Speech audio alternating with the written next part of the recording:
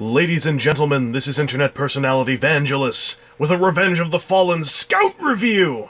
This is Depth Charge, also known as, well, Blur, according to one auction. Or as I like to call him, Commander Boatshoes. He's a large boat. It's nice to see another boat in the Transformers franchise. Not enough boat Transformers, if you ask me. Even though this guy is pretty small and thus ridiculously out of scale. Not just a little bit out of scale, but ridiculously out of scale with the rest of the lineup. That's okay. I can still dig him. His transformation is also fairly simple but unique, which is a nice thing about these movie scouts. They've all got this this thing going on where they each have their own very unique aesthetic, I find, in transformation and design. It's interesting looking at them all lined up, because you're seeing a plethora of movie-esque designs, and I think it's nice that they offered that kind of range on the Scouts, whereas the Scouts could have just been a very vanilla sextuplet, as one might call them. This guy, by the way, isn't coming out, as far as I know, in the first wave. I believe him and Baron Ransack von Joy are from the second wave of Scouts, but don't hold me to that. I'm actually really just inferring that because there's 4 and then 2, and those numbers make sense. So this is Depth Charge, and he's a hulker. I like how he's pretty much built as though he was a massive, massive toy. Although, when you put him next to, say, one of his other boat cousins, you'll see he's actually about the same size as a basic. His articulation is quite nice. Double-jointed elbows is a really big plus. Ball-jointed shoulders, head and hips. Technically double-jointed knees, but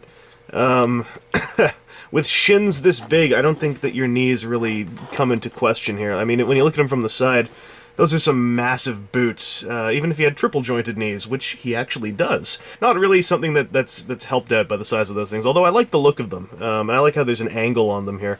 He's also got posable missile pods, and quite an ugly face. Also, you can swivel his thumbs. I know that there are some of you out there who find thumb articulation absolutely orgasmic, so that's there for you. He does make for a fairly good "I'ma grab you" pose, as you can see here. And his paint apps are interesting.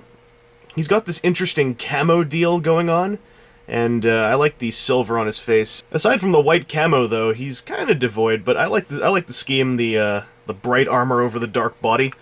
Now he has something else that's kind of interesting, which is okay. The way these things clip in here is there's a little rectangular divot type deal, which is right there, and that has this thing has a little peg on it that clips into there.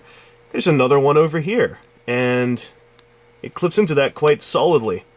So the question is, if this was, you know, intentional, it kind of looks like it was, because this forms a much taller pair of legs, and this is where the third knee joint that goes this way comes into play, which also came into play when he was first seen with the unpainted prototype shots and the hilarious mistransformation where it's like, "Dude, I'm a surfer! Da-na-na-na-na-na! Ah! No! I have a canoe!" So, I'm not sure what this is supposed to be, or if it's intentional. It really does look intentional. I call it majestic stilt mode, and it is unfortunately kind of hard to get him to stand like this, because his heel support is a little funny, but that's where all the multiple joints in his legs can come into play, so he kind of has this demented kind of hind leg look going on, and he's just majestically looking off into the sunset. He's gonna see what his next quarry will be out there on the seven seas. He's an Autobot, by the way. He's got a little Autobot badge on his body somewhere here, and he looks kind of mean, but I can dig it. The only problem is he is very small.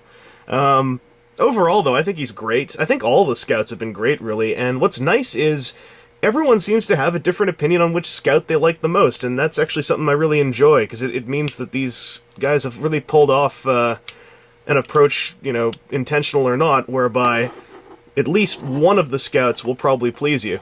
And, you know, it's better than none of them pleasing you.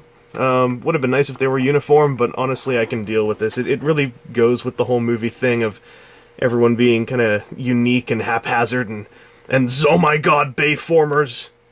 So overall, I'd recommend this guy, but if you don't like how he looks, I'd recommend one of the other scouts. I've got reviews for the other 5 up on the channel, so check those out if you haven't already. And I'll end this just with one nice epic boat shot. It's a hard life out on the open ocean. But with my seaman buddies, I don't need the land. I don't need the family. I don't need anybody. I got everything I need right out here. It's a man's life. So, overall, Depth Charge is an excellent scout in my opinion. However, if I was going to give you any fodder to have a knock against him, especially if you're not kind of digging the guy already, his legs are fairly odd.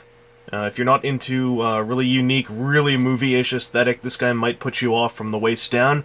But from the waist up, he's pretty sexy, and he's got missiles for shoulders. So overall, I like him. So thanks for watching, ladies and gentlemen. I'll see you again. This has been Internet Personality Vangelus, and I'll be back with more very soon.